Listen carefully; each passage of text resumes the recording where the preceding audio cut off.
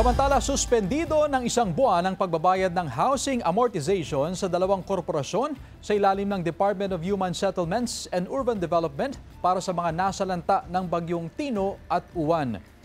Ayon sa Social Housing Finance Corporation, epektibo ang moratorium period para sa mga naapekto ng bagyong Tino mula noong November 4 hanggang December 3. Para yan sa mga benepisyaryong taga Mimaropa, Western, Central at Eastern Visayas at Caraga.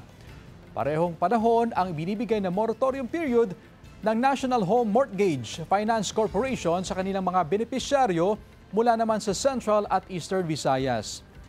May suspension din ng pagbabayad ng loan ang SHFC mula November 11 hanggang December 10 para sa mga taga-NCR, Cordillera Administrative Region, Ilocos Region, Cagayan Valley, Central Luzon, Calabarzon, Mimaropa, Bicol Region at Eastern Visayas.